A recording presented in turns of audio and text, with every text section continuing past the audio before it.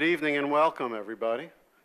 Today is June 14th, 2018. This is the School District of Upper Dublin Board of School Directors Legislative Meeting. I'd like to call the meeting to order. Let us ask Al D'Angelo. Al D'Angelo, would you kindly lead us in the Pledge of Allegiance? Would everybody please stand?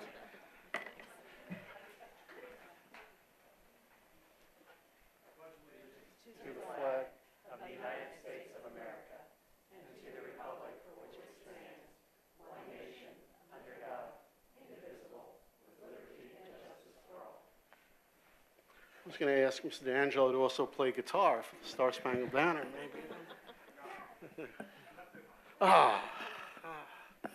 Many years ago, Mr. D'Angelo and I entertained our high school staff. We played. That was a great day.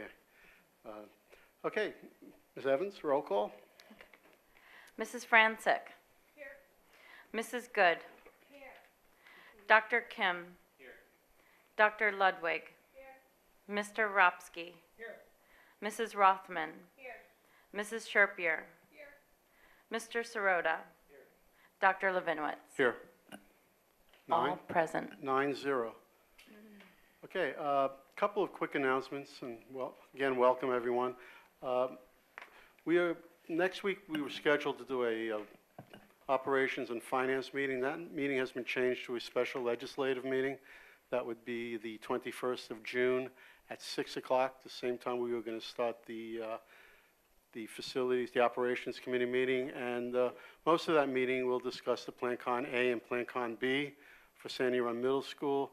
We're going to have the architect there and our project manager. There'll be some presentations and there'll be discussions regarding Plan Con A and B. In addition to that item, anything else that will come forward to the board that night will be discussed and potentially voted on. So it's a regular legislative meeting next Thursday night, 6 p.m. Would also like to announce that this has been a very busy and exciting week. I did get some suntan this afternoon. Thank you, Mr. Bighart. Do appreciate that. I think to get a little red up here.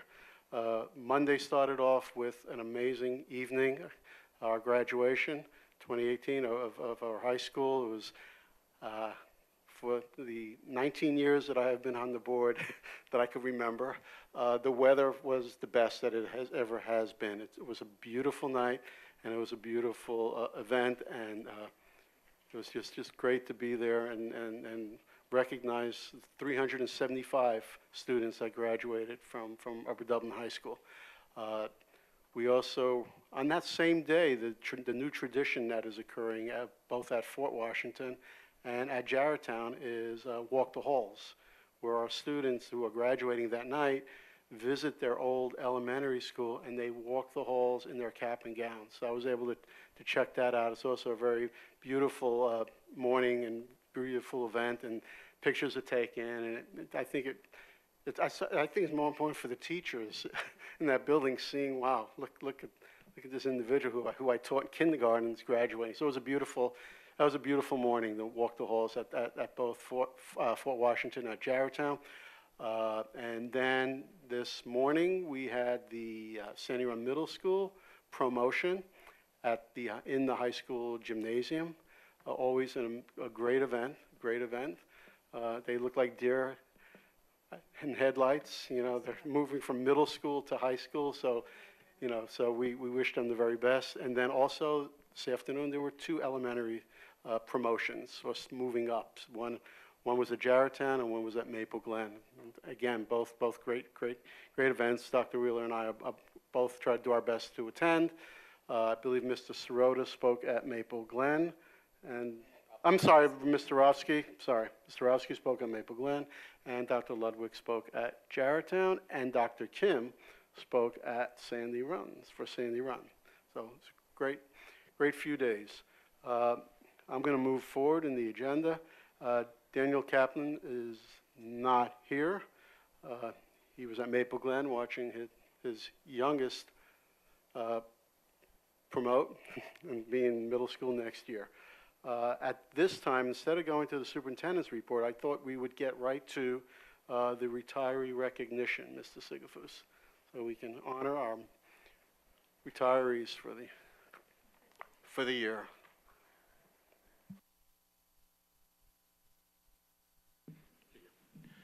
There we go.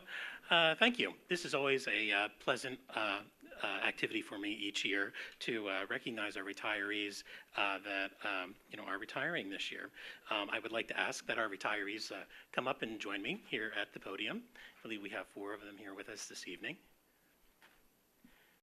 That includes Dr. Wheeler. Yeah, Dr. Wheeler's retiring. Okay. And before I introduce them to you, there are some other retirees that couldn't be here this evening, and I'll mention them as we get into the program as well.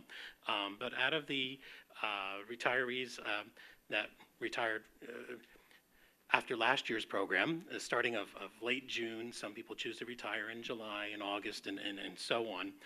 They have a combined years of service of 243 and a half years of service. So that is quite a gap to try to fill and find successors, whether it be bus driver meeting and greeting students, in the morning and getting them home safely in the afternoon, or guidance counselor helping to guide their path along the way, or a math teacher also helping them to understand the intricacies of mathematics, and even a superintendent who really champions all students, in the district.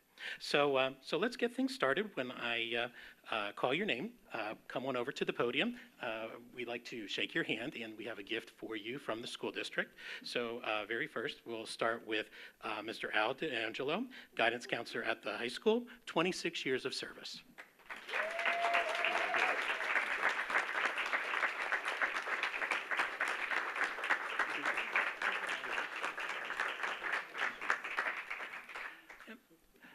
And I also forgot to mention about walking around and shaking the board members and administrators' hands as well.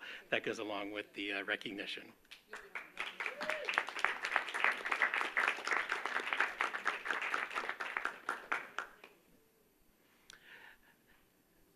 Next, we have Mrs. Sharon Bisio, mathematics teacher here at the high school, 13 years of experience. Sharon?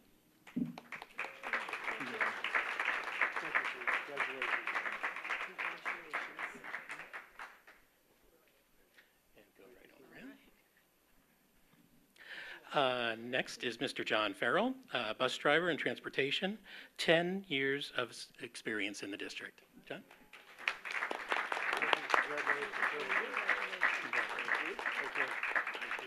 Give it a shot. And get right on around. And we have Dr. Deborah Wheeler, superintendent of schools, 4 years of experience in Upper Dublin.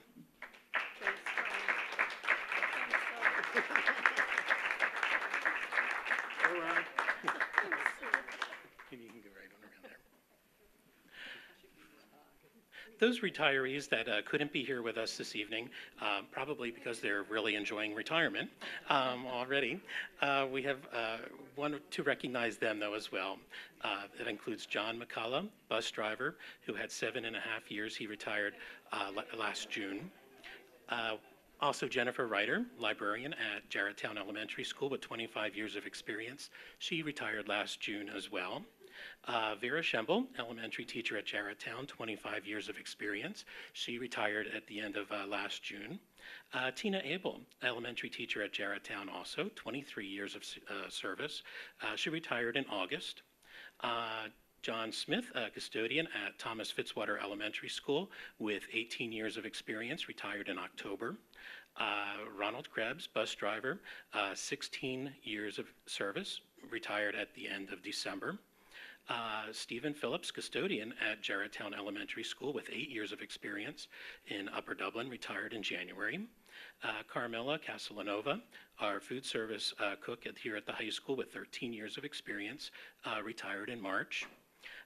Patricia McBurney, teacher at Sandy Run Middle School, is retiring this June with 20 years of experience. Michelle Hankin, librarian at Sandy Run Middle School, is retiring with 21 years of experience, retiring this month as well.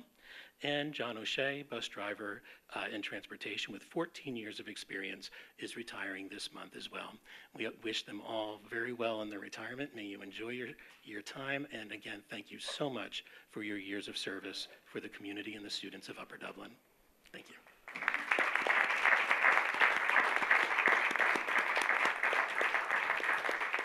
Thank you, Mr. Sigafus. We would ask that the 4 retirees in attendance to please join Brooke in the back so we can get a picture. We're going to be right outside by the Alumni Hall of Fame wall. So 4 retirees, and then you can always come back and stick around for the next few hours if you so choose to. And again, congratulations to all of our retirees.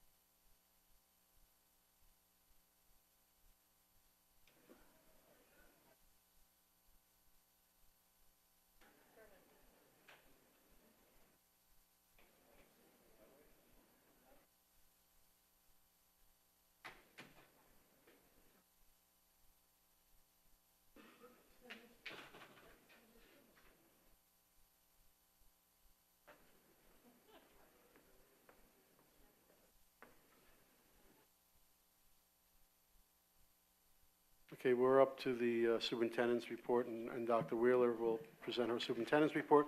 She'll do it from the podium since it's a special evening, a recognition of her retirement. Yes, it is. Thank you, Dr. Levinowitz. In lieu of my regular report, I think this is the appropriate time for me to share some final thoughts as I prepare to leave the district for retirement on July 4th, ironically Independence Day. Very fitting.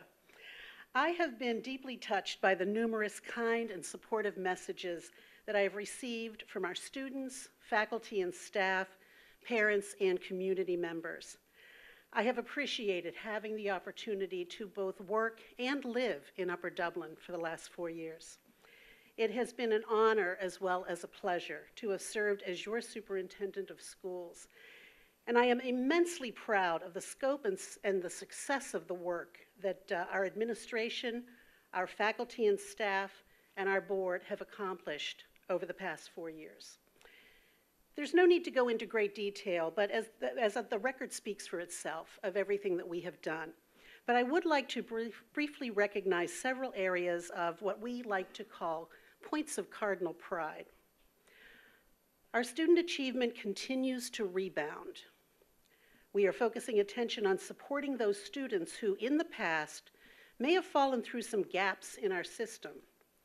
When the state began to include, in 2014, the achievement growth of subgroups of students in our annual SPP ranking, our scores suffered.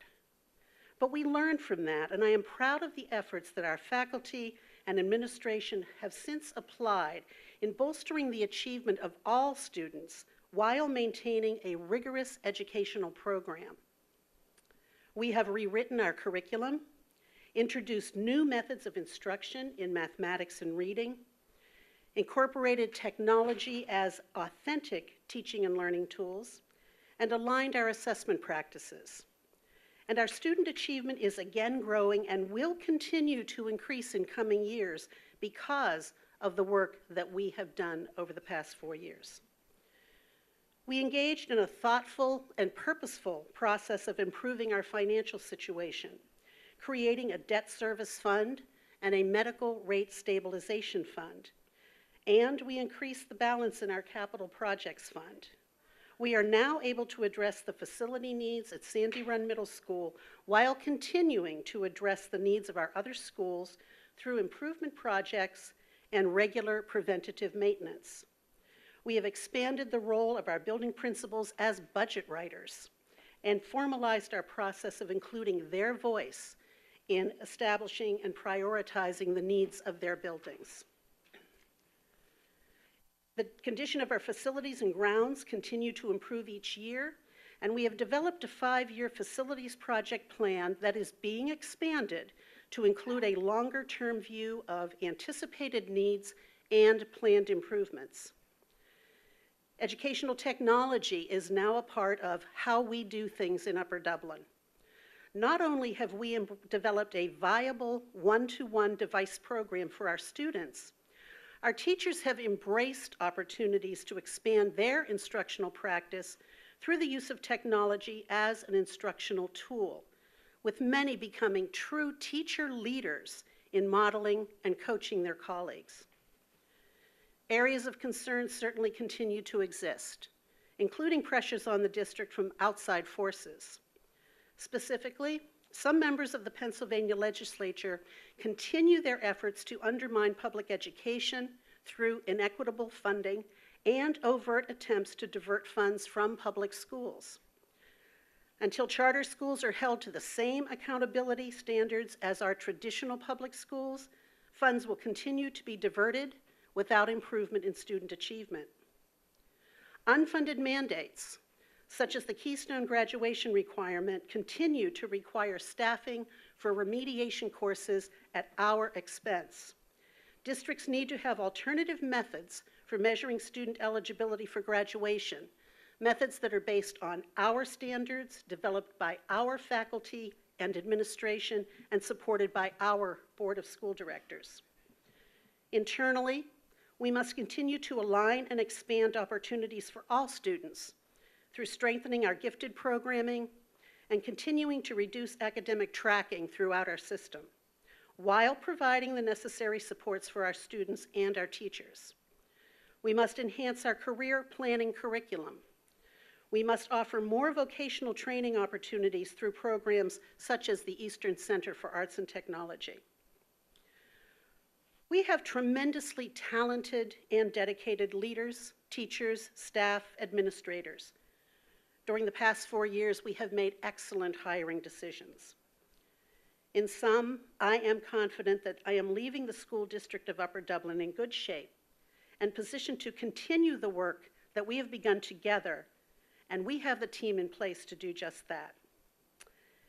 As I have been sharing with our students during my final classroom visits, I have been calling snow days for almost 11 years, 4 here in Upper Dublin, and it is now time for me to pass the barometer to Dr. Yanni.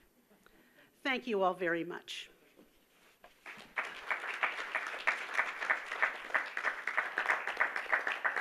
Is there a snow day tomorrow, Dr. Yanni? Okay, we are moving on to our presentation of the 2018-2019 final budget. We'll give Ms. Bray a minute to get to that file.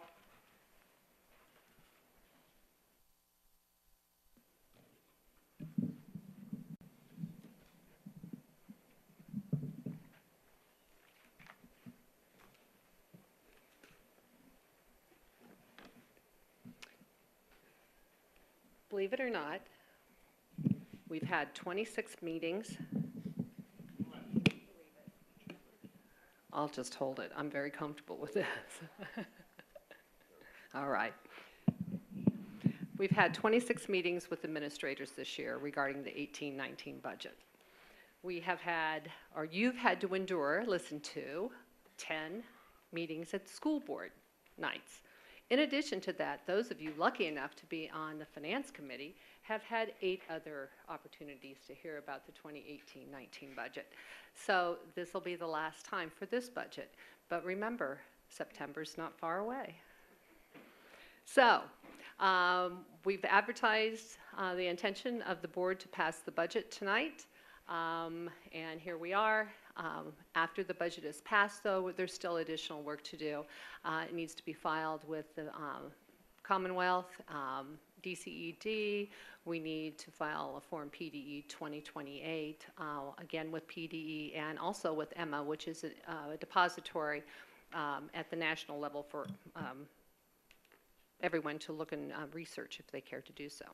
So this hasn't changed since the last time. I'm just going to bottom line it and look at, we're expecting around $5 million on June 30th in 2 short weeks in our general fund balance. And just want to highlight it to everyone this year, we've transferred to debt service and capital projects nearly $4 million. Please note too, total revenue is estimated to exceed total expenditures this year. So we operated at a bit of in the black.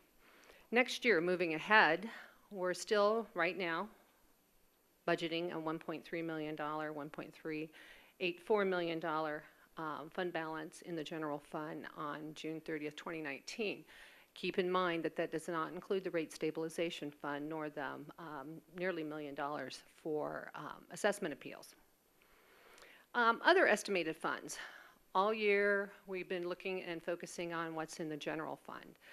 Dr. Wheeler just mentioned some of the comparisons that we have money set aside for capital projects, debt service, and the total of those 2 amounts. Of course, last year at 16-17 it was the actual amount.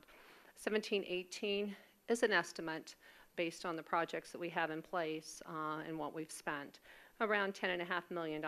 Next year, we're estimating to go down a bit. That's partly because we're only planning right now to transfer $1.4 million during the year rather than the nearly $4 million. And we will be budgeting for some major capital projects and doing some major work in the summer of 2019 as well. Still looking at an estimate of around $10 million.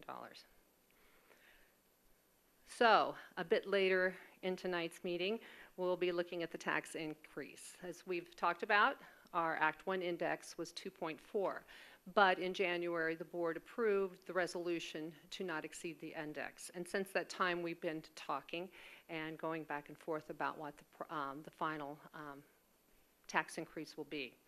Last year it was 2.29, and that has been part of the conversation during this year's budget process.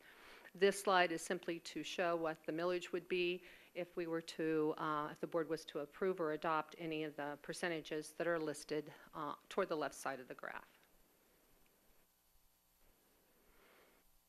Things that we're still pondering and considering, less than 2 weeks to go in this current fiscal year.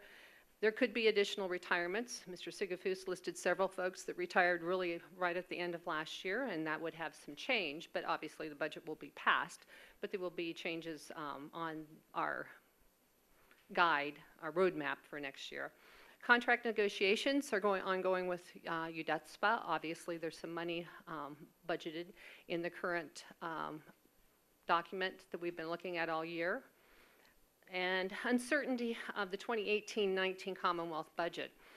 Not a lot of conversation at the Commonwealth level, although I did receive notification today from PDE that due to funding at the state level, they weren't able to send us our entire allocation for the subsidy for the reimbursement for FICA. And that's only about $55,000. I am certain that we'll accrue that as a receivable, and we'll hopefully receive that sometime in April. I'm also expecting, if the tradition holds, we will not receive all of our transportation subsidy either. Assessment appeals, there are several ongoing that will influence next year, and although we have review of estimates, we'll continue to review those through the conclusion of 2018, which will be held open. The books will be open on that until the end of August. Questions? Okay, thank you. Thank you, Ms. Bray. Are there questions from the board? Dr. Ludwig? Mrs. Bray, you didn't list anything on here, but maybe it won't affect this year's budget, but going forward, how much do you think the increase in interest rates, which have started to trend up, will affect things like future borrowing and other expenses we might have? We've actually adjusted the amount of interest income for the general fund a couple of times. So we're anticipating good news on that side. And actually the news, even though the Fed raised interest rates yesterday, that number is upticking. It has yet to impact the 20-year bonds. So we're still, I talked with Ms. Doyle as recently as last week, and so far they continue to believe, our financial advisor, that the market is anticipating and was anticipating yesterday's increase, and so far so good. I'm hopeful through our first scheduled bank qualified BQ borrowing that will be good. Obviously, the further down the pike we go, the more we'll be impacted by economic events. Okay, other questions? Okay, seeing none, thank you, Ms. Ray. You're welcome. We move on. At this point, we are open for community input. Kindly step up to the podiums, state your name and where you reside in the township, and we have a 4-minute limit, and we have another community input at the end of tonight's legislative meeting. Ms. Brister, Fort Washington. See, I saved you a couple of seconds. Thank you, I appreciate You're welcome. that. Haven't moved yet. So at the last meeting, and I'm sure some previous meetings, I've brought up the issue of taxes. And I would very much like to see the board, I know Art is on record as saying that he would propose tonight something under the 2.14% and see how it goes, meaning that you would propose 1.99%. But you know, it's not a huge difference of money, but I do think that's where you need to trend. You need to go under 2% to address the issues that the community is concerned about. We saw a realtor speak a few weeks ago. It's not the first time. And the realtor said people are looking at the tax situation in Upper Dublin and they're choosing other places to move. And obviously that's not the only reason. There's the people like us who have lived here for 25 years. I think Roland Lynn said something that I thought was pretty profound at a recent meeting, which is, this is our home. This is the place where we chose to live. At the time when I chose to live here, this was a very good value, tax-wise, for the quality of education. We literally were the top in Montgomery County as far as any test, not just SATs, but any test you gave Upper Dublin kids. We were at the top, had excellent rankings, and we had what I would call reasonable taxes, meaning we were kind of in the middle of all the schools in Montgomery County. That's no longer the case. I don't know if it was 1 year or 2 years ago, but Dr. Resnick, who used to be on the board, said he had a concern about killing the golden goose, meaning when taxes go too high, we're making the district less desirable. I know that board members don't want to make the district we all live in less desirable, but every time you go higher and higher, and this has been, Mark actually verified for me in an email, because I said, I believe the last time a tax increase was under 2% was 2000, and he said, yeah, the year 2000, so 18 years ago. And then we've had just relentless, I mean, many of them, as we know, weren't just 2.14%. Many of them, and it's not just the new high school, but we had a tax increase of 9%. All right, yeah, that one was related to the high school. We've had tax increases 4 and 5%. So when Dr. Plattis, a former superintendent, said it's going to be 16% for the high school, he wasn't lying, it was accurate. The problem is in that 10-year period that included the high school, it really came to 79%. That's pretty relentless for tax increases. So I hope it won't be just Art. I hope other board members will consider the 1.99%, meaning at least go under 2% this year. Some quick questions. Act 93 administrators, I know I can put in a right to know request to get the actual salaries, but I just wonder if you can tell us the overall salary increases. Is it 3%, 2%, whatever, for the list? And I'm wondering if maybe Tom could tell us, compared to 4 years ago, how many administrators do we have in that group? If I need to put in right to know, I'll do that. If you can't tell me 4 years ago, could you tell me 1 year ago? I seem to feel like that group is increasing and increasing, and I'm just curious if I'm right or wrong on that. I don't know if there's really time for this, I'll just throw it out there. If I'm around at the end, I'll say it again. Dr. Wheeler said something about continue to reduce academic tracking. I would like to know what that means. Does that mean at some point you want to see AP and honors gone? Does that mean at some point you want no math tracking? I don't really get it. Not everybody is going to make it to calculus if you just have one group.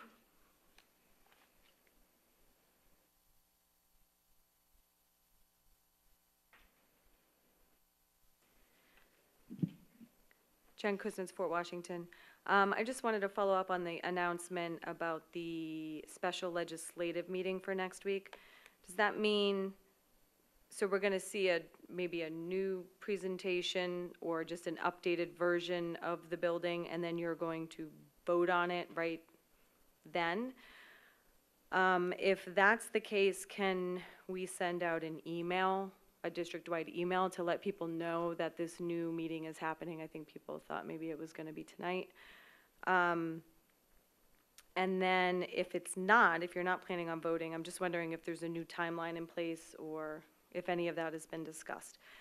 And then I had filed a right to know request a few weeks ago asking for, I know Mark Sirota had mentioned that the architects and himself and maybe some other board members have been meeting with teachers, and I had filed a right to know request to find out what those minutes are and what the notes are from those meetings, what the list of specs are that the teachers are asking for, like what's come out of those meetings. And so I'm just wondering, I guess, why it's so hard to get that list. I just feel like if we're planning this building out, that list, everybody should have a copy of a list of, you know, what teachers are hoping to have in the building. Thank you.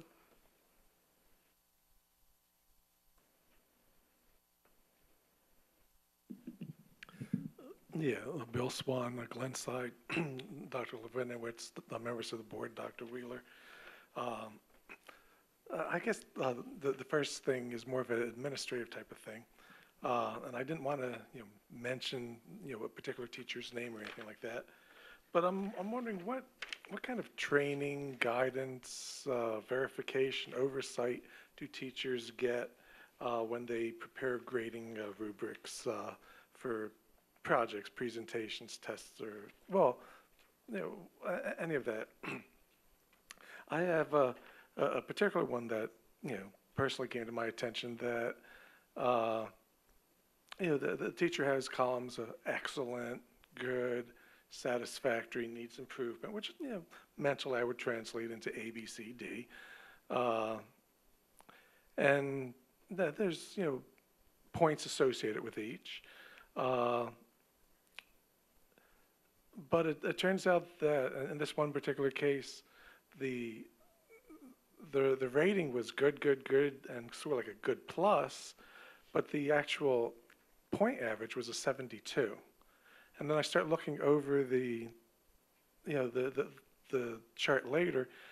If somebody got consistently good on that project or whatever it was, they would have had a 68, which is a D according to the district's grading scale, not a B. If someone was consistently given satisfactory on that particular presentation, the total points would have been a 32. I can picture a conversation around the kitchen table at home. But Mom, the teacher said, I can show you all the work was satisfactory. Well, then how come you have a failing 32 in the class? And so, I want to bring that to attention. I just printed out one, and pass it to whoever it's important to. And then quickly, Dr. Wheeler, we'd spoken earlier in the year about the program of studies night, and I had given some points saying, well, the way it was being redone was this, that, and the other thing.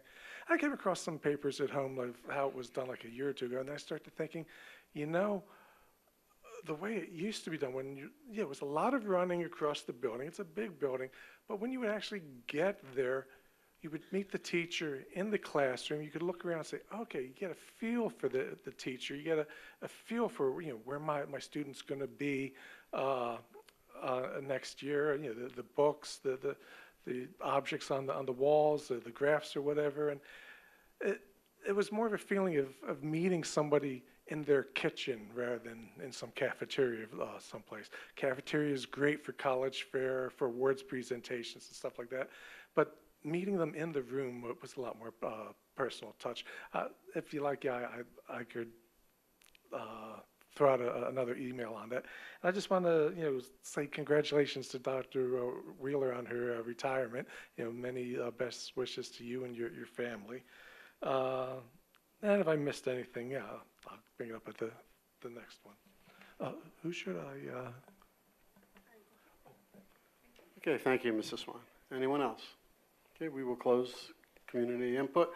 Wait, I think there's one other one. Okay. We will recognize Mr. Bighart. Thank you. Good evening, President Levinowitz and Vice President Rothman, members of the school board, Dr. Wheeler, and my administrative colleagues. My name is Tim Bighart. I'm principal of Maple Glen Elementary School. I'm simply here to say thank you. As this school year comes to a close and as I move on to serve the community of Bridgeport and Upper Merion, I simply wish to express my gratitude to this community for the 8 years I have spent here. When I arrived in the fall of 2010, our little boy was only 6 months old. He is now ready to start 3rd grade in September.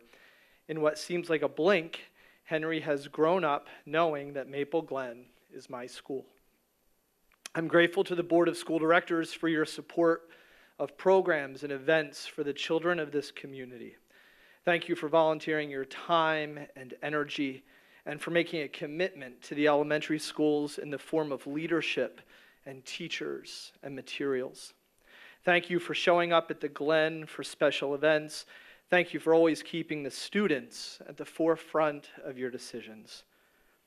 I'm grateful to my administrative colleagues who have become my friends. Thank you for your support and encouragement of me throughout these years.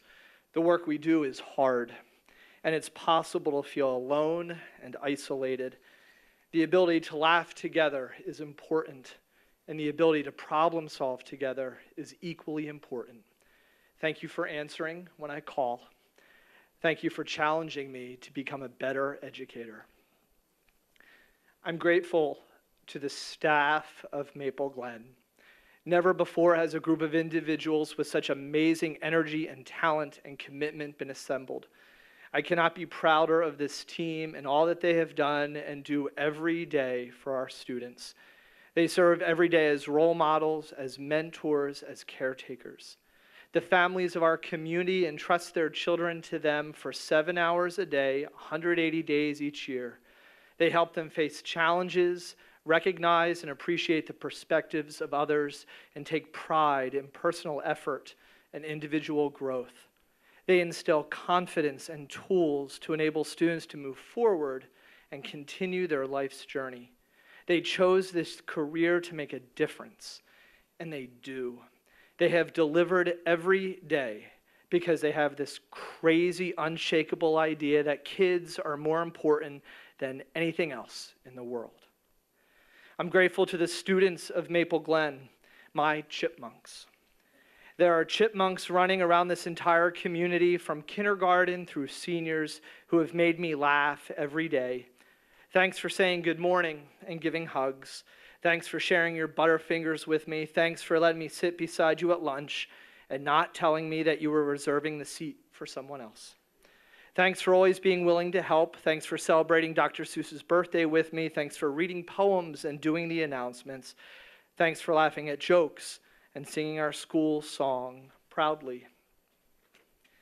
I'm grateful to my wife, Jeannie, who has patiently supported me every day through this journey, who understands the deep love I have for the work I do, but who has heard too many times there's a backup on the turnpike as I try to make my way home every evening. So tonight I am grateful for the community of Upper Dublin, and specifically the staff and families of Maple Glen who welcomed this stranger into their midst a long time ago. I'm a better principal today because of all of you, and it is my hope that I've been able to contribute something to you as well. Thank you for the privilege of serving as principal.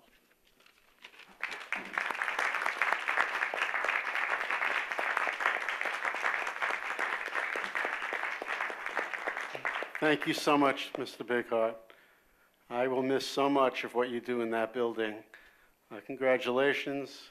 I wish you much success in Upper Merion, and I just hope the Super Bowl continues at Maple Glen. Just keep me informed. Let me know how's it going. So congratulations, sir. Okay, we will respond to some of the questions that were asked. Mr. Sigafus, the Act 93 salaries, the overall increase on that?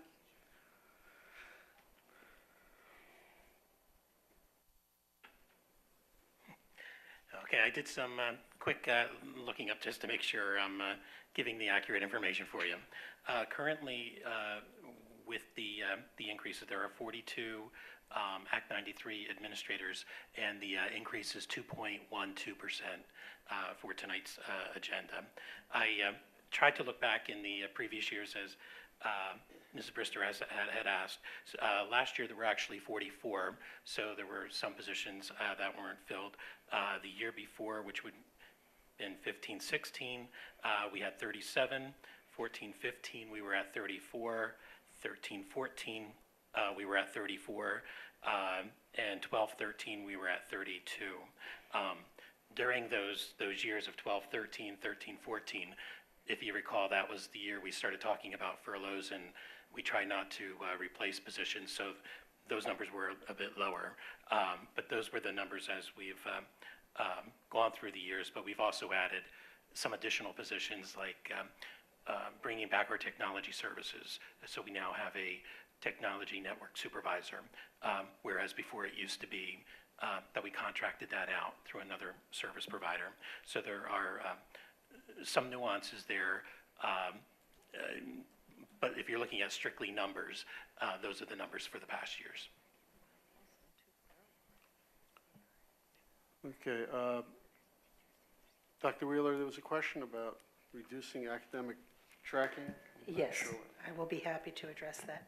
Of course, we will never get rid of AP and honors courses. They are an integral element of our program of studies. I will give one little snippet as an example of what I was referring to with tracking. Our fifth graders into sixth grade right now can be tested and qualify for pre-algebra.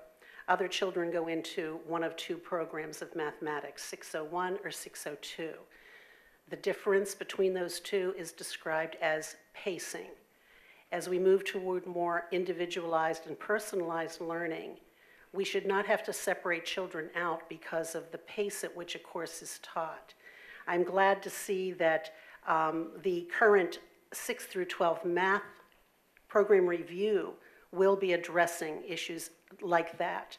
And putting a child into the lower math class just because of pacing ultimately puts a ceiling on where they can go in mathematics when they get into the upper levels of high school.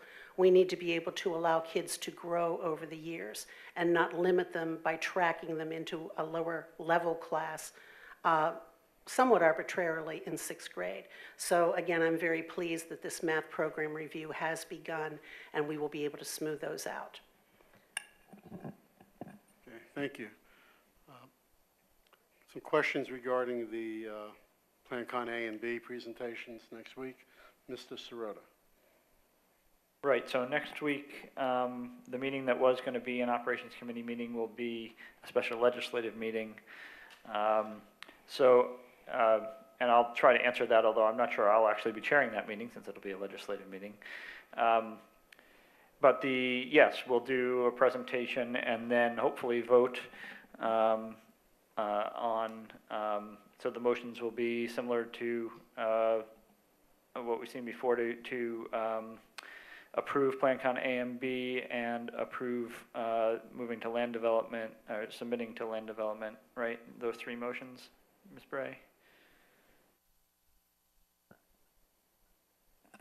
It will be primarily just to submit PlanCon A and B to PDE, which will signal us and move us forward as far as land development. There won't be a Okay. separate motion. There is a motion tonight regarding geotech. Oh, that's and still to here, begin that, right? yes. Yes, that's what I was thinking And of. I thought perhaps. So that is the plan in terms of sending communications about it. I think that's a good idea. Certainly agree and recommend to the administration that we do that. In terms of timeline, timeline will be part of that presentation and discussion. And then you also asked a question about a right-to-know request. And it is a lot of data having, I mean, I haven't been in all the meetings. And there's, of course, data that wasn't necessarily part of meetings. So it does sound like a lot of data, but I can't answer why it's so hard. Can you, Ms. Bray?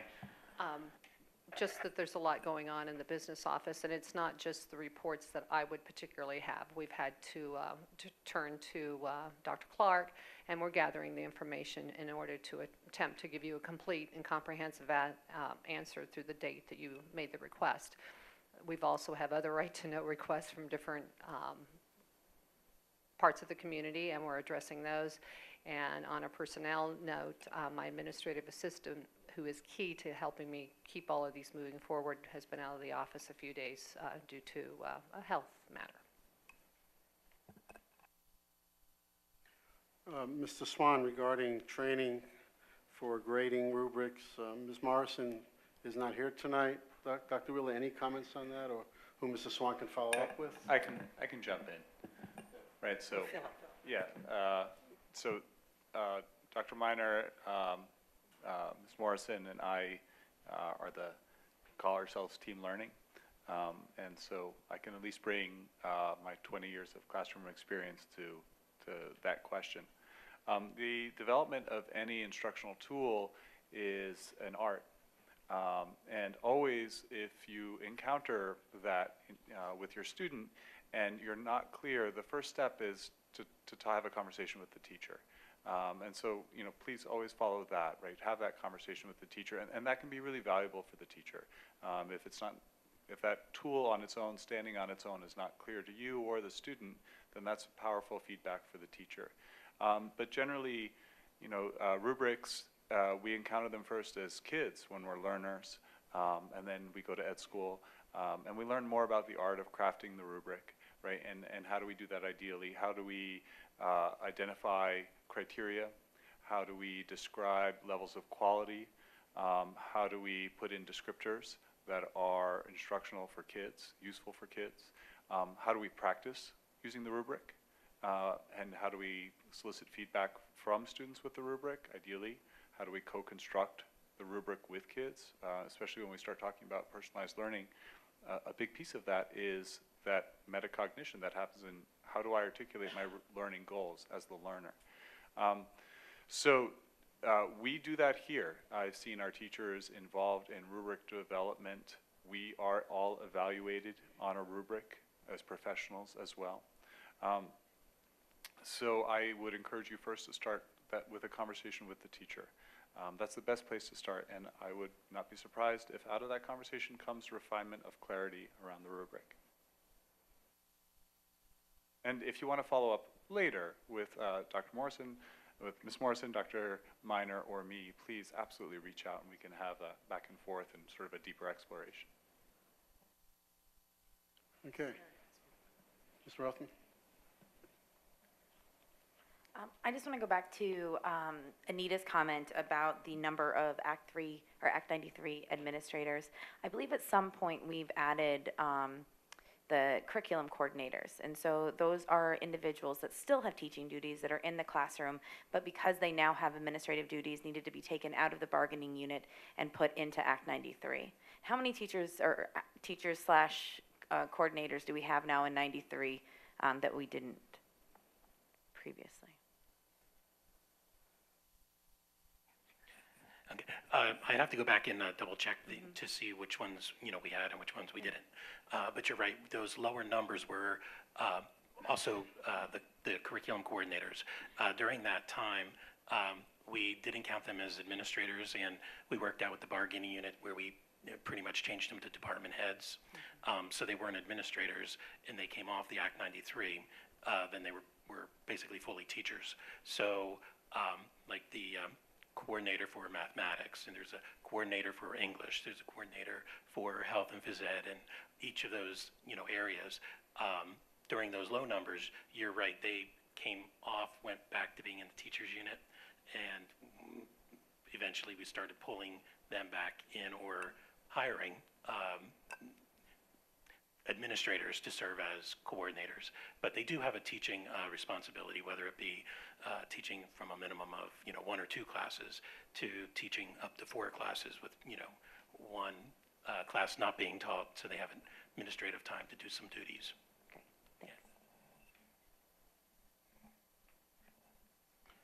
Okay, I know one of the items that we're looking to do probably in the next few years is to compare our level numbers of administrators and compared to other districts. I think it's something that we've been asking the administration to do, and I believe that's something that we will be doing shortly, very shortly. I mean, just one example is I don't know any districts in the area that do not have an assistant superintendent that are our size. And I know when you look at their organizations, you'll see a much larger group, say in technology. Not all possibly in Act 93, but perhaps under the Act 93. So we hope to do that in the near future. I'll say near future, next year or two, to look at that. Also, I've known Ms. Brister. I was doing the arithmetic in my head, I think since 95, 96, and we always agree on everything. So I do agree with your comments tonight on the tax increases, and I continue to maintain my position. And when we get to those items in the finance section, we'll have a process to work that through with the board. Any other comments or responses from the board? Okay, seeing none, we'll move on to announcements and communications. Ms. Bray, There are no announcements this evening. do we have any minutes? We do have minutes from May the 18th, I believe. May 14th. 14th, I'm so sorry. Okay. I don't have my glasses on, I apologize. Okay, wow. Just 1 month ago, and the minutes are already there. I remember just a couple of years ago. I'll make a How- motion. Yep. So we have motions made by, okay, Ms. Rothman, second? Second, Dr. Kim. Comments or questions? Okay, seeing none, all those in favor of approval of the May 14th, 2018 legislative meeting minutes, please say aye. Aye. Anyone opposed? Moving on to the Education Committee, Dr. Ludwig.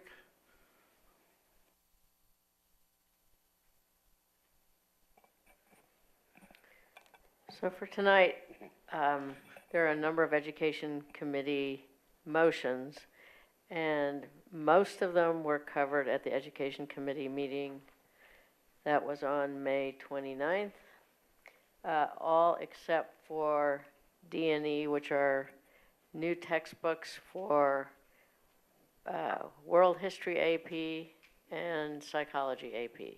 So I'm going to take them all together and move that they all be approved.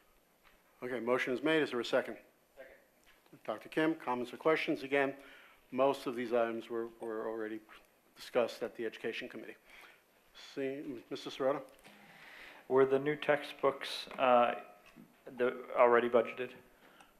Was that in the presentation Yes. that we heard? The new textbooks weren't, I don't think that presentation, you mean the AP texts? The AP Psychology and AP World History textbooks, were those among the new curriculum or new textbooks that we were told we would probably purchase back in December or whenever that presentation was for curriculum? That part, yes, they were included in the budget. Okay, yes, thank you. Okay, we had a motion. It was seconded. I don't see any additional comments or questions. All those in favor, please say aye. Aye. Anyone opposed? Thank you. Moving on to Education Committee Technology recommendations. I'll take those also. All four of them were discussed at the May 29th Education Committee meeting, and I put them all forward Okay, for is there a approval. Second? Mr. Sirota. Okay, first and second, comments or questions? Again, all these items were discussed previously. Seeing none, all those in favor, please say aye. Aye. Aye. Anyone opposed? Pupil Services, Dr. Kim. Sure, none of these were discussed at education, so I'll just read each one of them, but we'll take them as one motion. The first is to approve an agreement with Lakeside School for the 2018-19 school year. There are 2 educational placements, one for $4,990, the other is for $14,040. To approve the contract for Naviance software for grades 6 through 12 in the amount of $10,647. And the last is to approve the adoption of policies, procedures, and use of funds with the MZIU. Okay, motion is made, I assume, Dr. Kim. Is there a second? Dr. Ludwig, comments or questions on the 5 items under Pupil Services? Okay, Mr. Rofsky. Yeah, I'm looking at this, the agreement for Lakeside School. How many students do we have that attend that school? Okay. Okay, Ms. Clegg. That varies year to year. I can tell you, starting out next school year, we will not have any students placed at Lakeside School. And the way Lakeside works is you have to prepay for slots. And listed there is the cost of a slot for a regular education student and a special education student. And then they also have per diem rates. Because we don't have any students starting and we don't project any students being referred to Lakeside at this time, I think it's prudent to go with the per diem rates rather than to purchase the slots, because if you buy the slots and you don't use them, you're still out that money. They don't reimburse you for that. Okay, do we have any students go there this year?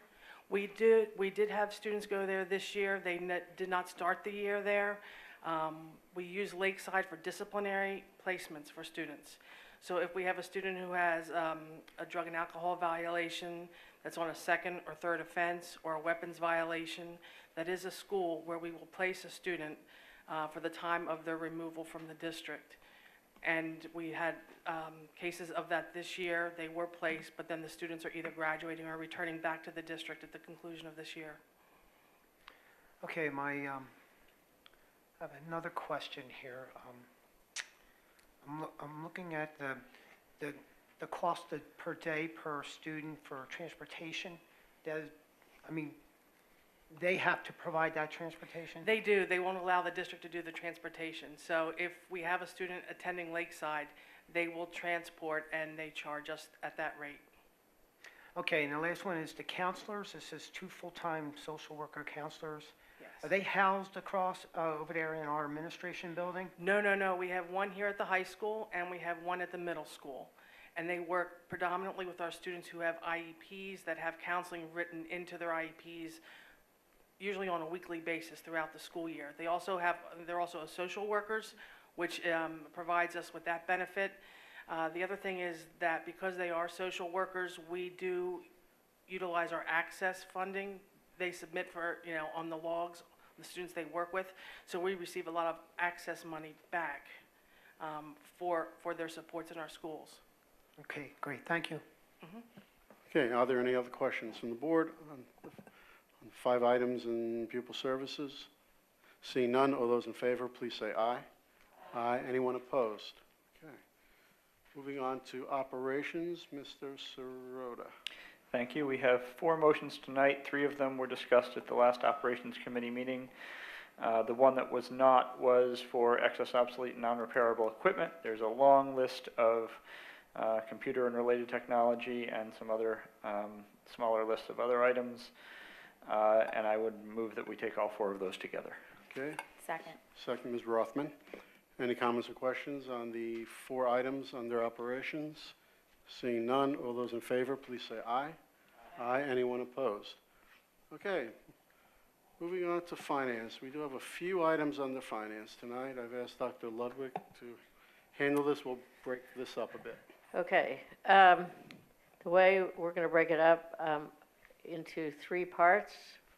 The first one, I will take A, B, and C, which are our standard motions every month.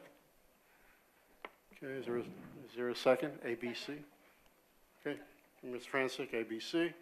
Any comments or questions on those three items? They're the usual items that appear every month. Seeing none, all those in favor, A, B, C, please say aye. Aye. Anyone opposed? Okay, thank you. Moving on. So next, I'm going to take D, skip E and F and leave those for later, and then all the rest of G through, how far does it go? W. All of these were discussed at the Finance Committee meeting, some in detail, some only cursorily, but the things like supplies and insurance are also standard motions at this time of the year. Okay, second, Ms. Francis. This is the remainder of the finance report, excluding E and F. Okay. We had a first and a second. Questions? Seeing none, all those in favor, please say aye. Any? Okay. Moving on to the final two items. E and F, which we will take together, deal with adopting the budget and determining the tax increase. So I'm going to read the motion in E. Approve the final 2018-19 budget with budgeted expenditures of $103,731,898. The 2018-19 final budget represents a tax increase of 2.14%, below the Act 1 index of 2.4%. This action is required to fund the educational program of the School District of Upper Dublin and to comply with the requirements of Commonwealth law to enact an annual budget. And then there are the various resolutions that go along with that. And F just accompanies that, and it has to do with the homestead, farmstead exclusion. So that's my motion for those two items. Okay, do we have a second? Okay, we have Francis made a second. Any comments or questions? I have one. Ms. Rothman. Okay. So looking at the 2.14%, as I indicated at the June 4th legislative meeting, I think that is higher than the district needs to go this year. So at this time, I move that the tax resolution be amended by changing the millage rate increase to a 1.99%, and that the real estate tax reduction resolution be amended to incorporate the new millage rate. Okay. Wording on that, Mr. Solicitor, is that appropriate? Okay, thank you. Do we have a second? Ms. Sherpier? Okay, second, Ms. Sherpier. Okay, at this point, we open it up for comments on, okay? To be clear, this is again on the motion to amend the resolution. Yep. Okay, are there any comments or questions? Here we are. Dr. Ludwig. So I understand the goal of wanting to keep the tax rate under 2%.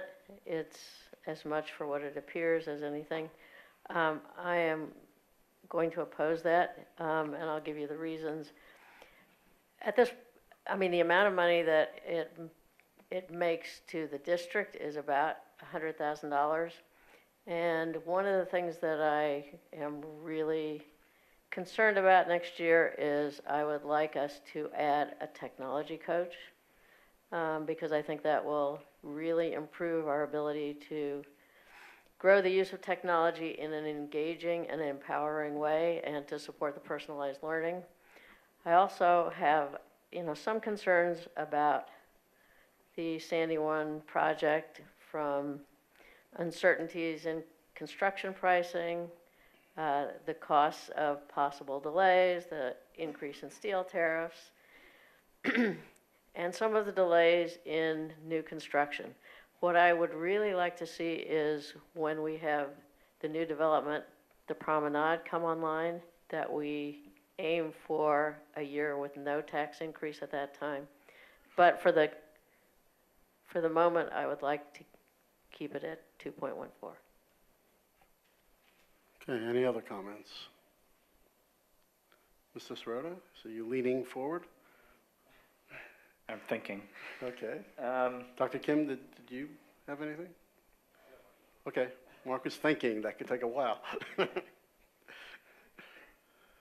I'll just stay on record. So I did state at the previous, I think, finance meeting that I would support the 2.14, but I would also, at this point, change my mind in regards to supporting the 1.99. There are a lot of factors that I agree with Dr. Ludwig in regards to unknown certainties, especially as it relates to Sandy Run.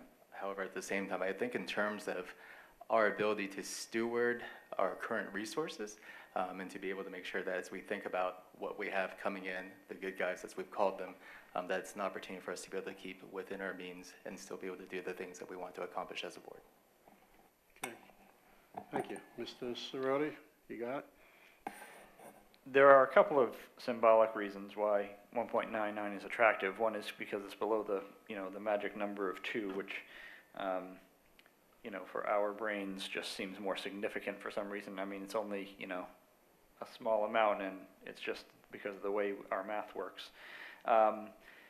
But the other is in terms of looking at all of our neighbors' proposed final budgets, because we're fairly early in the final budget cycle for our neighboring districts. It's only 3 of our Eastern Montgomery County neighbors have passed their final budget so far. The lowest of any of those is 1.99, looking at proposed finals, which was Methacton. And it has been, a long time since we were the lowest in anything that has the word tax in it. So that to me is another attractive reason why I kind of like 1.99. It's always the case that any tax increase we don't take now is one we can't get later because of the nature of Act 1. I do want to see us continue a long-term trend of declining tax increases, and but given the large-scale environment in which we're placed, looking at Pennsylvania as a whole, we know that PSERS, which is a huge driver of our increases every year, while we're not now seeing the massive steep increases we've seen over the last decade or so, it is still forecast to go from 33.43 this upcoming year to 36.32% by 22-23. That's much slower rate of growth than we've seen, but that's still a very significant increase over that period. And back in January, the Pennsylvania Independent Fiscal Office released their forecast for Act 1, which we should remember is roughly an index of employment costs, or the numbers that feed into Act 1 are indices of employment costs. And that is forecast to go from 2.4% this year to 2.7, then 2.8, then 3.3, then 3.4. So the environment that we're in, we can see increasing expenses coming our way. And then just this month, PASA and PASBO released a school district budget report that looks both backward and forward. They point out that from 12-13 to 16-17, state funding for school districts increased by more than $2 billion, but 54% of that increase, roughly half, represents the state share of the school district retirement contribution. So those percentages for PSERS that I was talking about is reimbursed by this, half of it is reimbursed by the state. That reimbursement took half of the total increase that the state put toward school funding. And then other mandatory increase to school districts beyond pension costs, including charter school tuition and special education costs alone, together with pensions, increased by $3.3 billion statewide. So the mandatory increases for school districts, $3.3 billion, the total funding from the state increased by $2 billion. So that forced school districts to turn to local revenues and cuts to make ends meet. That's a quote from them. So we are still in an environment where while public education is nominally a state effort, in reality, in Pennsylvania, it is not. It is primarily a local effort. And we, I think we need to look at our own situation and see what's coming down the pike and plan accordingly. You know, there isn't a big difference between 1.99 and 2.14 in terms of dollars to my mind. There is a big symbolic benefit to 1.99. There is, but there are all these uncertainties coming down the pike. I'm inclined to go toward 1.99 myself, but I want to caution, if we're going down on the revenue side, we need to be very careful about going down on the expense side at the same time. So I will support that motion to reduce it, but for all of those reasons I cited, I caution that our days of keeping our tax increase on a declining trend, which I'm very proud of over the last several years since 2011, is going to be difficult to maintain, and it's even more difficult to maintain as we go lower faster. So that's where I am. Thank you for indulging me. Thank you, Mr. Serrata. Anyone else before good, Ms. Francis? I was part of the Finance Committee meetings where we had talked about the 2.14 guidance for the Budget Office, and I thank you for preparing all these scenarios for us so that we could have this discussion. I think it's important because there are issues on both sides of the fence. I think as things have played out, and I've listened to a lot of the community members come forward, it's clear to me that we need to make a real gesture to people that for some people, it is not a small amount of money. That may be true for some folks at the table, but I think it's important that for some in the community, that's a real difference. So I'm going to be supporting the 199. Anyone else? Okay. They stole my thunder, Ms. Brister. So I echo all the comments. I drive around a lot through Upper Dublin. There's a lot of homes for sale, and a lot of homes are selling too. A lot of homes are selling.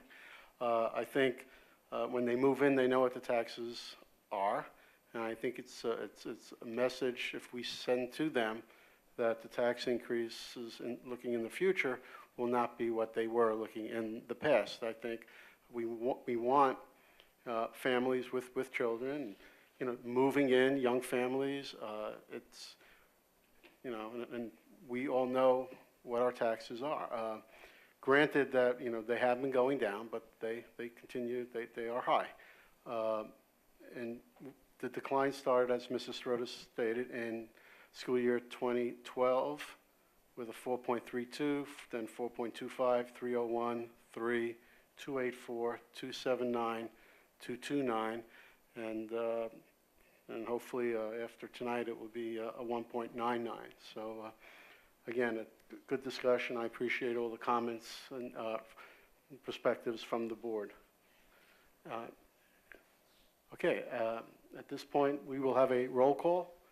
Ms. Evans, please, and I will be last.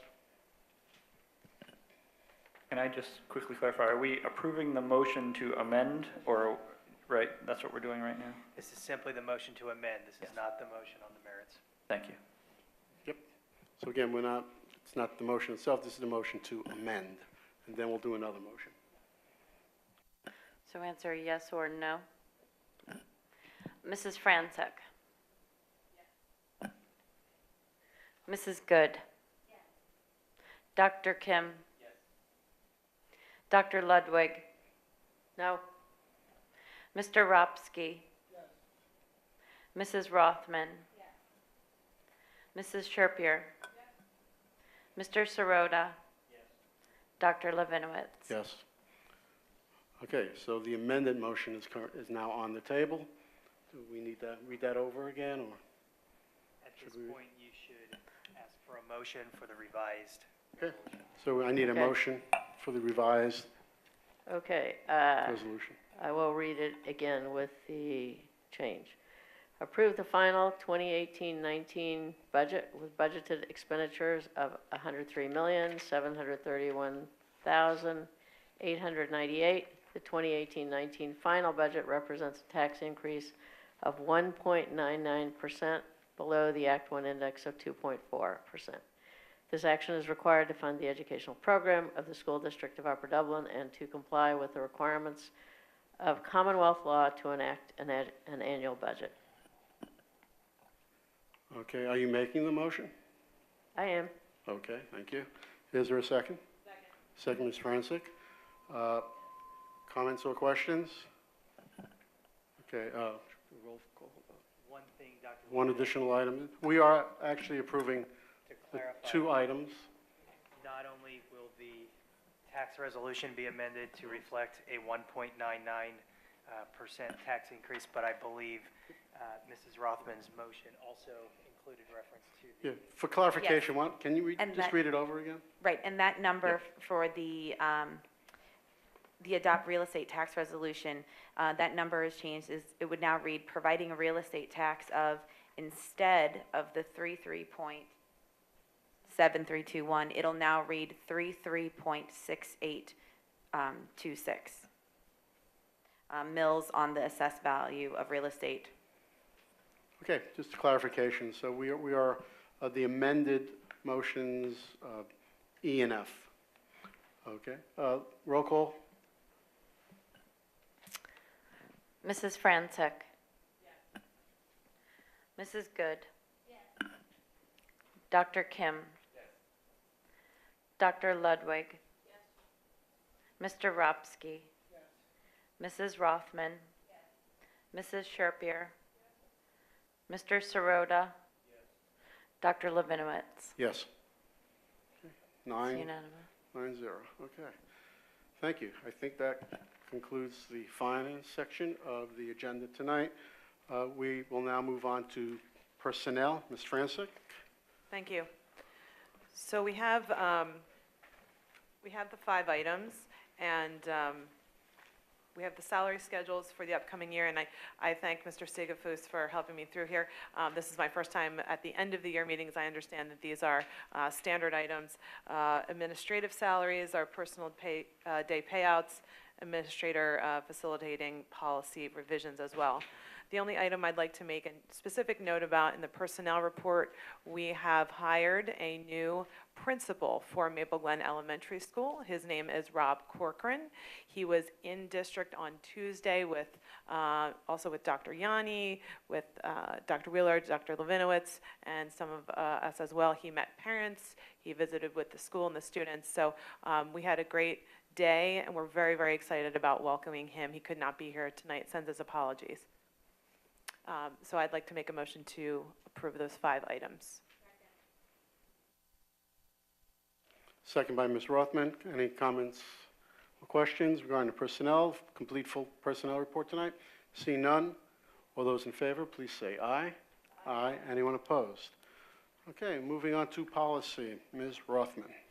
So we remain busy over at the policy committee. I can proudly say that at our last meeting, we did have a couple of visitors, 2 students and a teacher, to continue the discussion about the SGA policies that we started back in May when we had the special meeting here at the high school. So tonight, we have a number of policies for second reading and adoption, as well as administrative regulations for approval. They are 323, 423, 523, policy 228, policy 229, is AR 229, policy 230, AR 230, policy 232, policy 235, and policy 808 and AR 808. We also tonight have 2 first readings. That is for policy 239 and 708. Okay, motion was made by Ms. Rothman, second by Dr. Kim. Are there comments or questions regarding the lengthy list of policies, especially in the second reading category? Okay, seeing none, and again, I'd like to thank the students for all of their input. I think it was a great example of democracy and having them come in and express their interests, their concerns, their recommendations to us. Okay, seeing no other comments or questions, all those in favor for the policy recommendations tonight, please say aye. Aye. Anyone opposed? Okay, in other business, we have an appointment of a board treasurer. I know, Dr. Ludwig, you're going to do B. Can you, if you have it open, can you do A? I move we reappoint Jennifer Baldessano as board treasurer for another one-year term, July 1st, 2018 through June 30th, 2019. Second. Second, Ms. Rothman, comments or questions? Seeing none, all those in favor, please say aye. Aye. Anyone opposed? Moving on to item B, PSBA Delegate Assembly. I move we nominate Dr. Levinowitz and Mrs. Rothman as our delegates to the PSBA Delegate Assembly. Okay, is there a second? Second, Ms. Gunn. Thank you. Comments or questions? Okay, seeing none, all those in favor, please say aye. Aye. Anyone opposed? Okay, the exchange student, Ms. Rothman?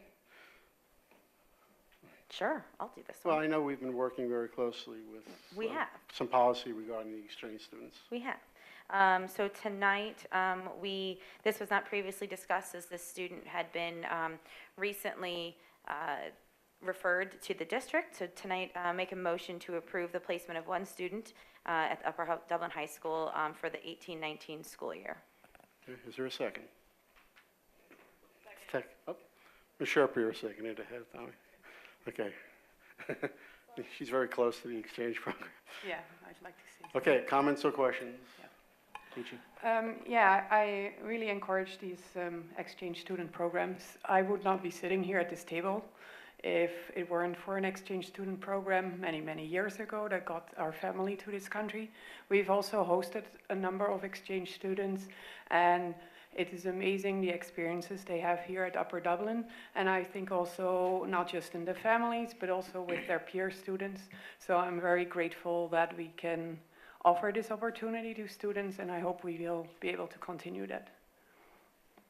Okay, thank you. First and second, any other comments, questions? Seeing none, all those in favor of the exchange students, please say aye. Aye. Anyone opposed?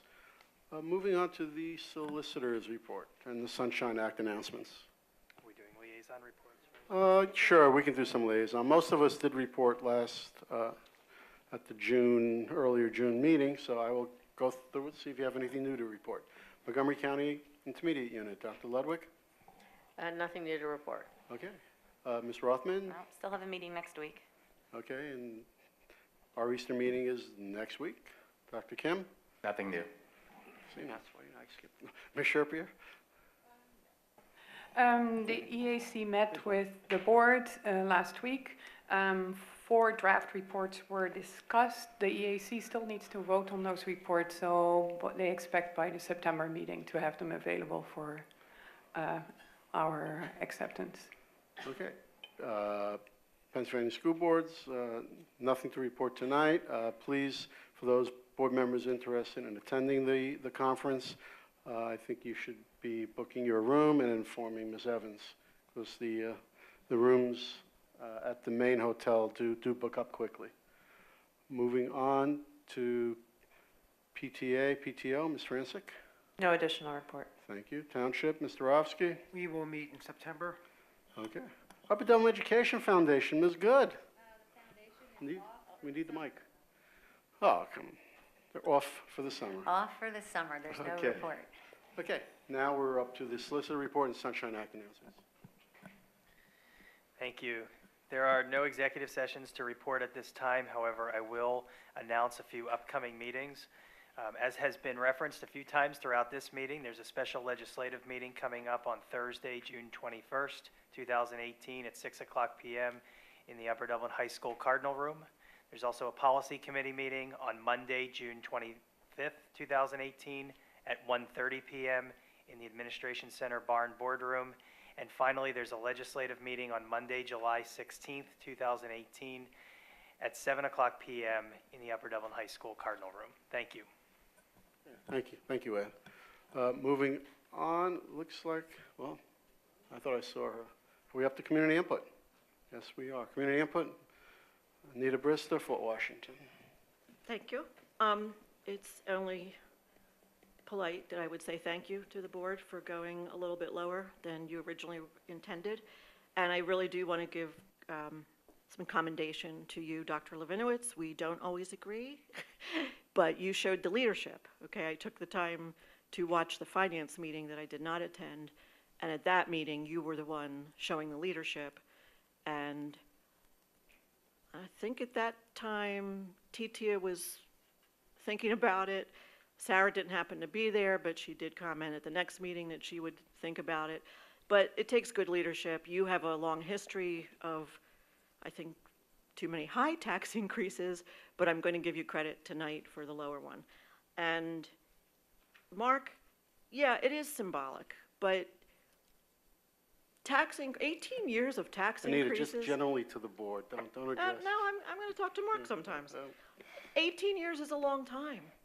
We do know that a neighboring district, and yes, we do know maybe they have different revenues coming in, had it five years of no tax increases, whereas we're still talking about increases, lower than before. But one place where I disagree is, well, two things.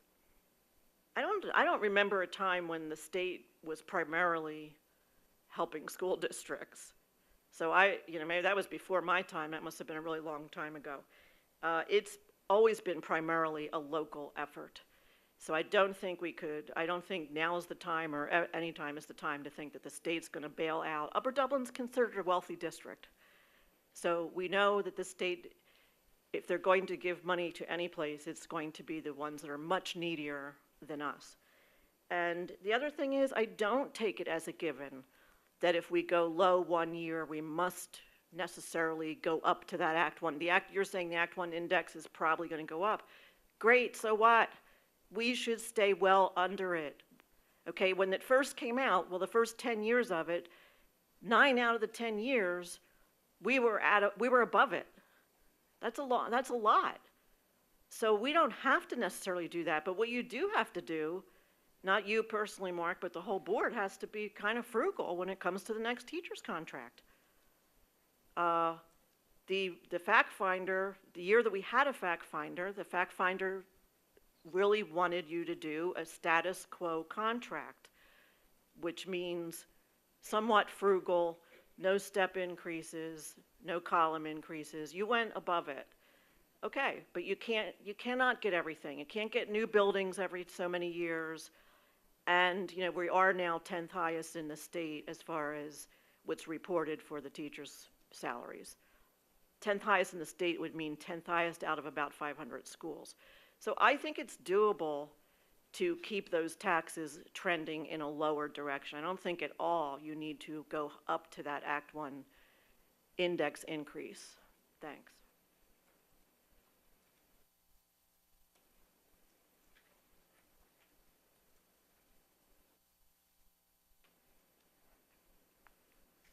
Jen Kuznets, Fort Washington. I just wanted to say something about the math, detracking or whatever we're going to call it. I think we need to be very careful about that. I have a daughter who went into 6th grade. I've got different learners, 3 kids. They all learn differently. As far as pacing goes, I think it's important that we have classes that have pacing. I mean, some kids pick up a math skill in 2 to 3 exposures, and then other kids, it takes them 14 or 15 exposures before they get that skill. And I've got both of those kids. So I just think we need to be a little careful about that. It's just such a different beast. It concerns me. And then I just had a quick question about the bus breakdowns we've been having in the last couple weeks. Is it the same bus that keeps breaking down? Are we planning to buy new buses? Are we replacing them? Is it just something that was simple? I know the 8th grade Funplex bus, we all got that notification. And then I feel like there was softball games, some games were canceled because buses broke down. So I'm just wondering if it's the same bus or what are we doing? Thank you.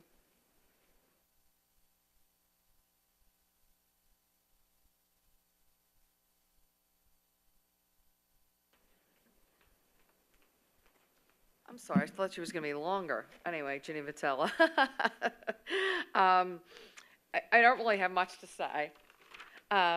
But same concern about the math, because math is different than everything else. And it really having those different levels, even in among those three groups. And since middle school doesn't have an honors option, to me, that advanced math is an honors option, or, you know, and that's why we have to have those other levels. And then I did wonder, to follow up, the example was the math in 6th grade, but I'm thinking about, did we detrack in 11th and 12th?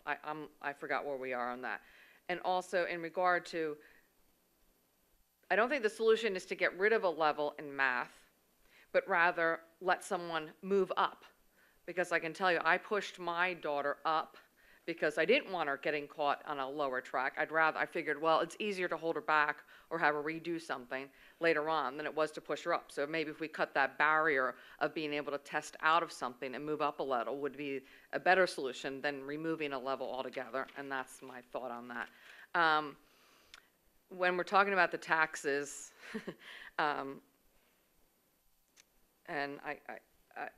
I mean, it's funny, we had this long conversation for $100,000 out of a $103 million budget. It's like, it's pennies.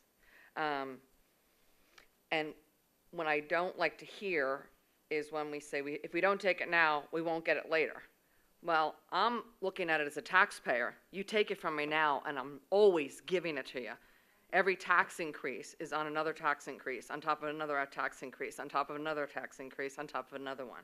And yes, there's houses selling in Upper Dublin, but the high-end houses are not selling as quickly because they have $20,000+ of real estate taxes.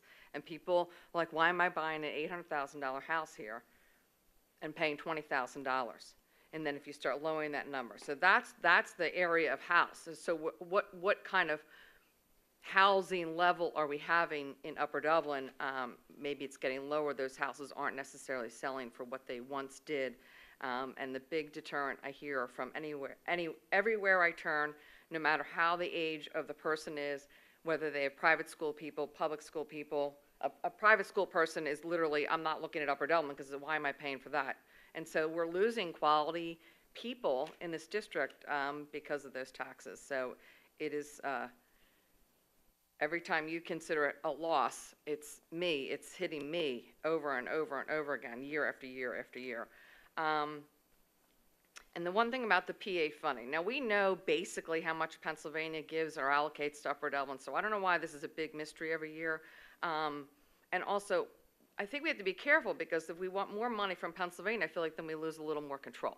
I mean, the part of the reason I think that we want local control is that we can make local decisions on our education, and we're not beholden to Pennsylvania. I know they have guidelines, I get it, and I understand all that.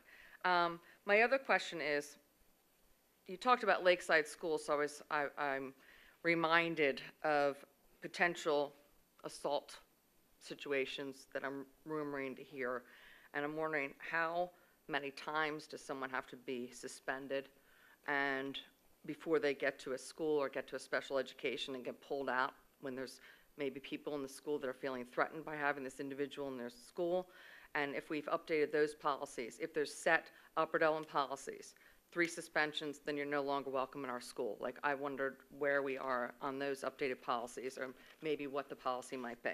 Thank you.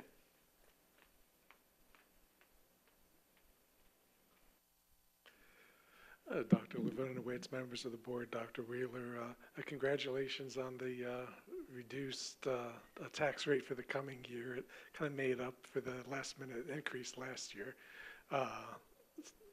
So that was, that was nice, so, welcome. Oh, and yeah, and I'll follow up with how I, emailed the teacher and got no response and no change in the score. As I said, I wasn't talking about the toll, rather, the mental process, the desk checking, the sanity checking. But I'll get with you. Thank you, and best wishes again. Okay, responses from the board. We could be the 10th highest in the state. I'm not sure what it is. It's close. It definitely is close. But within Montgomery County, we're not the highest. We're not the highest. So I think we're 4th or 5th in terms of where we are. We compare ourselves to Montgomery County.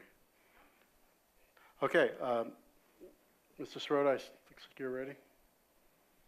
I really only had one thing, I think. If I said it, I didn't mean to say that if the Act 1 index is going up, we'll have to go up to the Act 1 index. I was using that as an indicator that we can expect our expenses to be driven upwards, our employment expenses to be driven upwards, because that's an index of employment expenses. We have a forecast for that. The forecast is going up, so we should be prepared for it. I certainly didn't mean to say that that meant that we would have to go up to the index, or even that we would necessarily have to go up at all. I was trying to use it just to say that we should expect our external forces to be pushing harder on us in the future. Buses, Ms. Berry, breaking down. The bus broke down on the 8th grade trip, if I understand correctly, was a charter bus. Right. It wasn't even ours. And I'm not aware of any other breakdowns recently. So I'll be happy to talk with you after that. One of the things that we've been budgeting for, and we have been buying, are 5 new buses each year. We did go through a moratorium or hiatus when we weren't purchasing any buses. But the most recent one, as I said, was a contractor. And we have had during the year a couple of others that I'm aware of. But we are addressing those. We have 2 mechanics, and we continue to work on them. Right, there was a comment that the state, the funding for the state is always a mystery. I'm not sure why that comment was made. We get projections very early on in the year of our basic ed funding and our special ed funding. I think the point needs to be made of, regardless of what amount we do get, we are still responsible for all of the mandates, and that gets into the term of funded versus unfunded mandates, but our obligation to complete all the requirements that PDE creates on us would be the same for us or a district that is 80% funded out of state funds. That's absolutely true. But it is always a bit of a mystery as to how the funding is going to end up working out. For example, earlier in the year, we were supposed to get $76,000, and as someone pointed out, $76,000 on a $103 million budget isn't that much. But here it is, June 14th, and we're not really certain what the actual amount will be, and that's just for basic ed funding. So the funding from the state is not always definite. I also pointed out tonight that we're going to have several large accounts receivables from the Commonwealth at the end of the year. We assume that they'll have a budget in place, and it will be appropriate to set those up as receivables and count them as revenue for the current year. Dr. Wheeler, comments about the track, the math issues, questions? Yes, and I thank Mrs. Vitella for a perfect example. A parent should not have to get in there and force their child being placed appropriately. And it is my hope that the math program review will address that specifically in math. And you give a very good second example of the need to detract is the work that has to continue to happen in 11th and 12th grade. And it is my sincere hope that that will also happen, because that will all benefit kids. Thank you. Any other comments, Ms. Rothman? Sure, I have some comments about education funding and just in general. So this morning I had the opportunity to go down in Center City and listen to some panelists talk about education funding here in Pennsylvania. There was a representative from the Public Citizens for Children and Youth, a representative from the Education Law Center, as well as a representative from Governor Wolf's office. And so they reiterated some of the numbers that I think a lot of us here are already aware of. Pennsylvania is 46th in the nation in the state funding of education. So when we're talking about the funding that the state's doing, we're not saying that we want to give complete control and have them fund education completely. What we're saying is that the state needs to pay their fair share. Because what they've done is they set up a system of incredible inequity. So Pennsylvania is the worst state in the nation for the inequity of funding of education. We're the worst. What that means is that districts like ours, districts that have a fairly affluent population, one that has a decent tax base, and a propensity for caring about public education. What that means is that when we don't get adequate funding from the state, we make it up ourselves, because we value our children. We value our children. That's the reason a lot of us moved to Upper Dublin, was for the education, because a lot of the other places around here, like Philadelphia, they don't have the ability to fund education like we do here. And it's incredibly unfair. So a couple of years ago, the fair funding formula came about. And what that happened is that any new money that's being brought forward by our, that's approved by the General Assembly, by the governor, that money goes through this fair funding formula. And that's great, but it's only new money that goes to the fair funding formula. We have hold harmless provisions in place. And what those do is they make sure that none of the communities, none of the school districts receive any less than they did the year before. If all of the money was placed through the fair funding formula, Upper Dublin would receive millions of dollars more than we currently do. That is because there's been changes in our demographics since the formula that was let go in the early 2000s was replaced by no formula at all. So I'm not advocating here for all of the money to go through the fair funding formula and that's it. What we need to happen is to have the state of Pennsylvania, the Commonwealth of Pennsylvania, put more money in the education of our children. 46th in the nation is not right. It's not fair, and it's not doing the best interest for any of our kids. And it's what's driving our property taxes to increase every year because the state refuses to pay their fair share. Okay, any other comments? Okay, okay, we are up to comments from board members. Ms. Evans, is there something we are doing? Are we ready?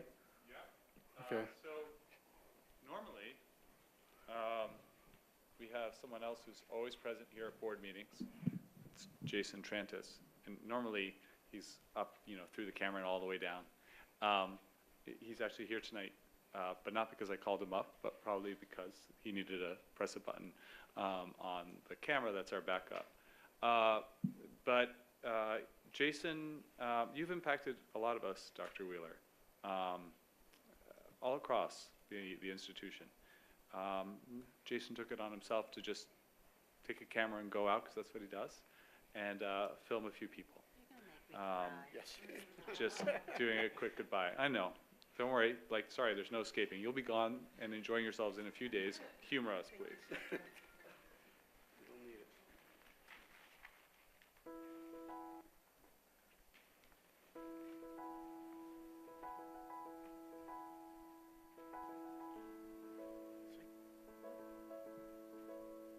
Dr. Wheeler, thanks for the Upper Dublin Social Studies Department.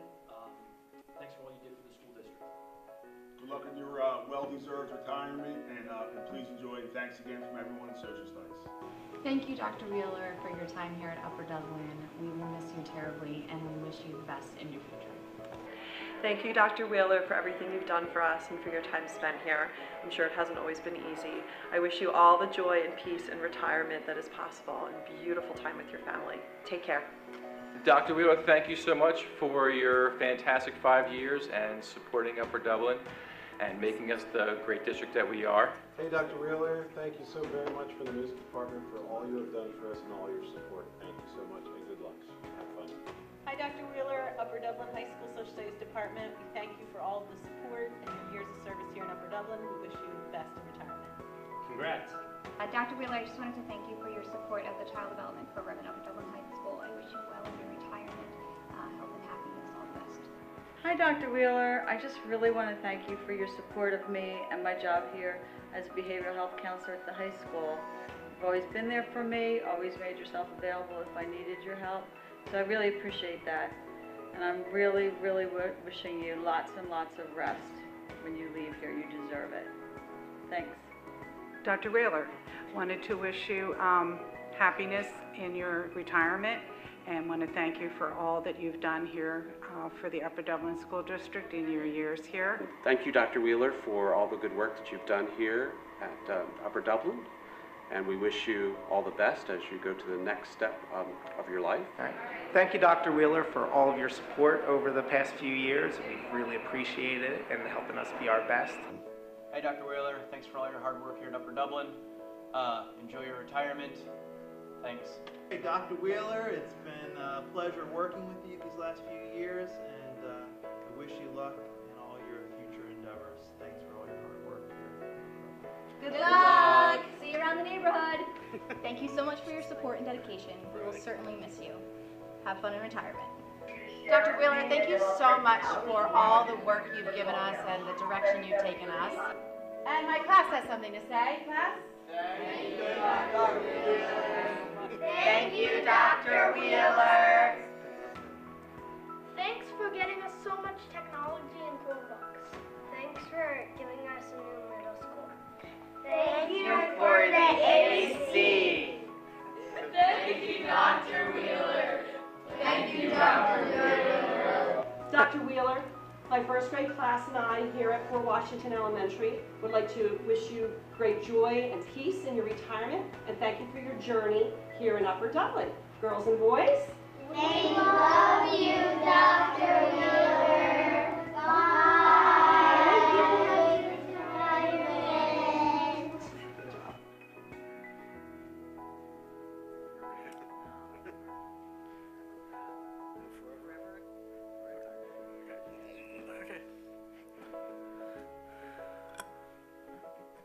Okay. How typically kind. Thank you.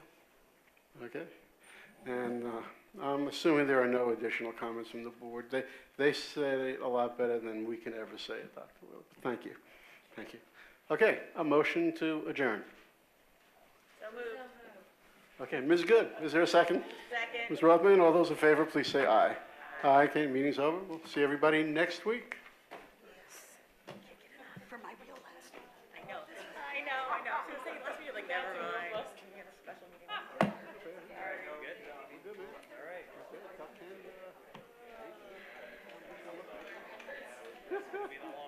I think that will be the long one. Yeah, it will be the long one.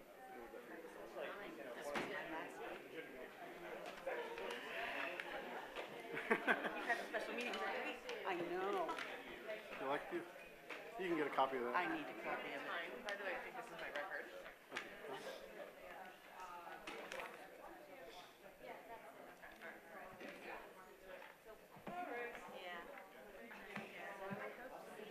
Ed, this is her.